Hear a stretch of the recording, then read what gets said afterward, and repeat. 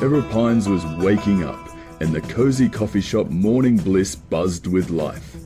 The aroma of coffee filled the air as sunlight streamed through large windows.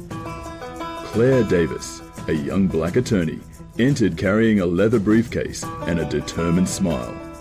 It was her first day as a public defender, and she stopped to treat herself to a cappuccino. Becky, the cheerful barista, complimented her dress. Just then, the door jingled, and Harold Walker entered. Known for his harsh opinions, Harold scanned the room. Spotting Claire, his expression darkened. He muttered something low enough for Becky to falter. The atmosphere subtly shifting. Harold stood near the counter, his voice just loud enough to command attention. "We don't see many outsiders here. Things are quieter that way," he said, his tone sharp. Becky hesitated, glancing nervously between Harold and Claire. Holding her cappuccino, Claire turned to him, her gaze steady. "Outsiders? I'm here to work like anyone else," she replied, calm but firm. Harold shaking his head. "Some people just don't know their place." The shop grew quiet as customers exchanged uneasy looks. Claire held her ground. "Sometimes, knowing your place means standing where change is needed," she said. The shop fell silent. Conversations halted as patrons focused on the exchange between Harold and Claire. Some avoided eye contact, their discomfort evident, while a young man in the corner lifted his phone to discreetly record. Harold, unfazed, leaned forward. "You think you belong here?" he sneered. Claire met his gaze. "I don't think. I know I do," she said firmly. At a nearby table, a woman whispered, "This won't end well." But no one spoke up. Becky fidgeted behind the counter, unsure of what to do. The tension in the room thickened, and the faint hum of the espresso machine was the only sound. Claire sat at a corner table, setting her briefcase down with purpose. Sunlight from the window framed her calm expression. She opened her notebook, trying to focus, but Harold stood nearby, looming over her. "You can act all professional, but people like you don't belong in places like this," he spat. Claire closed her notebook and stood, her voice steady. "People like me are exactly where they need to be," she replied. The room remained silent, all eyes fixed on them. Harold faltered for a moment, but then scowled, his fists tightening as murmurs began to ripple through the shop. The uneasy quiet broke as customers whispered among themselves. Some nodded subtly in support of Claire, while others looked away or glanced sympathetically at Harold. A young man near the back continued filming, angling his phone to capture both faces. Harold noticed and smirked. "They know I'm right," he said, gesturing to the silent crowd. "No one's saying anything because they agree." Claire took a step forward, her tone unshaken. "Or maybe they're waiting for someone to stand up to you." The young man adjusted his camera and murmured, "This is going online," ensuring every word was recorded. Claire stood tall, her calm demeanor contrasting Harold's growing frustration. "You think you're better than me?" Harold sneered, his voice rising. "What I think," Claire replied evenly, "is that your words reveal more about you than about me."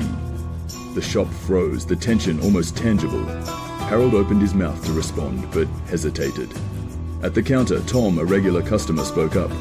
"Enough, Harold, let her be," he said. Harold turned sharply, glaring at Tom. The room shifted, a collective sigh of relief escaping from some patrons.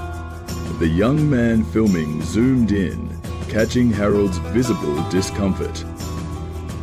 Tom stood near the counter, his voice calm but firm. "That's enough, Harold. She has every right to be here, just like anyone else," he said. Harold turned to face him, his glare sharp. "Stay out of this, Tom," Harold snapped. But Tom didn't back down. "You're embarrassing yourself and everyone else here," he replied. The room seemed to shift, and a few murmurs of agreement rose from the tables. Harold's bravado wavered for a moment. He glanced around, looking for support, but most people avoided his gaze. His grip on control was beginning to slip. At the back of the shop, the young man with the phone adjusted his camera, making sure the interaction was in frame. He typed quickly, likely uploading the video to social media. "What are you doing?" Harold barked, stepping toward him. The young man held his ground, his voice steady. "I'm making sure people see this," he said. Harold's anger flared as he reached out, but the young man stepped back, his phone held high. "This is going online," he added, his tone resolute. Claire watched, her expression unreadable, as the weight of the situation started to shift. The coffee shop felt divided. Some customers whispered in agreement with Claire, while others kept their eyes on Harold, their expressions unreadable. A woman near the window murmured to her companion, "He's right, people like her don't belong here." Claire heard the comment but didn't react, keeping her focus on Harold. "See?" Harold said, gesturing to the woman. "Not everyone agrees with you." And he's been rude since the moment she walked in, a man by the counter said, standing up. Harold's confidence began to falter further. The sound of sirens broke the growing murmurs. Everyone turned toward the windows as a police car pulled up in front of the shop. 2 officers entered, a white man and a black woman. Their presence was commanding as they scanned the room. "Is everything okay here?" the black officer, identified as Daniels, asked, her tone measured. Harold smirked, his confidence returning momentarily. "Oh, everything's fine, officer. Just having a little chat here," he said. Daniels' eyes narrowed slightly as she turned to Claire. "Ma'am, are you all right?" she asked, ignoring Harold's attempt to steer the narrative. The shop fell silent again, the officer's presence adding a new layer of tension. Daniels kept her focus on Claire, who nodded.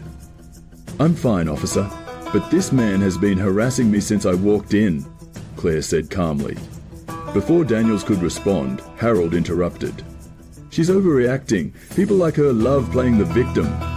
Daniels' expression didn't change as she addressed Harold. "Sir, let's stick to the facts," she said firmly, holding his phone. "I have everything recorded," he said. Daniels glanced at him, her attention sharpening. "Let's see it," she said. Claire stood tall, her voice unwavering as she recounted the events to the officers. "He's been making offensive comments and creating a hostile environment since I walked in," she said. Harold scoffed, but Daniels raised a hand to silence him. The young man handed his phone to the officers.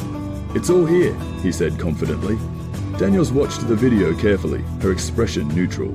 When it ended, she nodded toward her partner, who jotted down notes.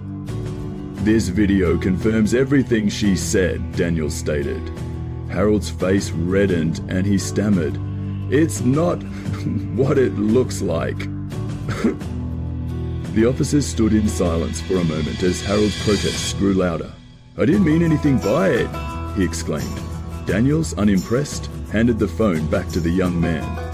"The video tells a different story," she said coolly. Harold looked around the room, searching for support, but the customers avoided his gaze.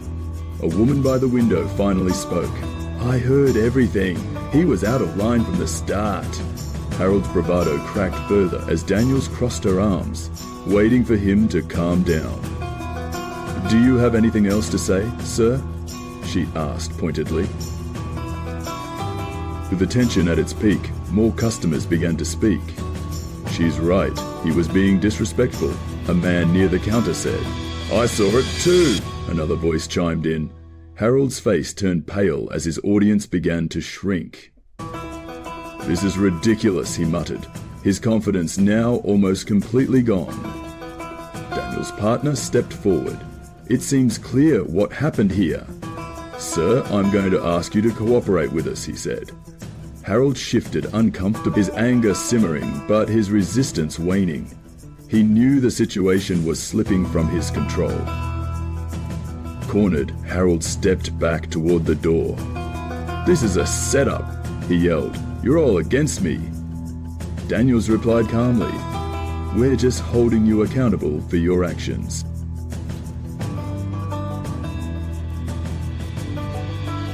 Daniels softened her tone. "Mr. Walker, I grew up in a town just like this. My mother always said respect doesn't have a colour. Maybe you've forgotten that." Harold looked away, visibly shaken. "He had a brief conversation," Daniel said. "Mr. Walker, I'm going to have to ask you to leave the premises for today."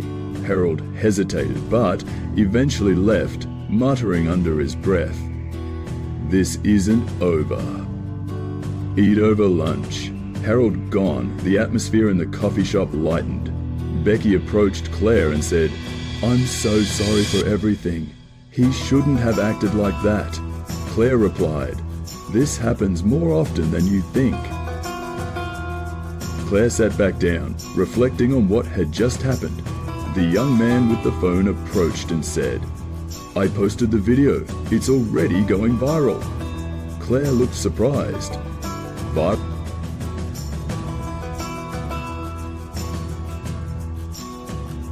Outside the coffee shop, Claire checked her phone. The video had already gained thousands of views and supportive comments like, "This needs to stop," and "Claire, you're an inspiration." She sighed, putting her phone away and walking down the street with her head held high. Maybe this is the start of something bigger, she thought. As her fight gained visibility,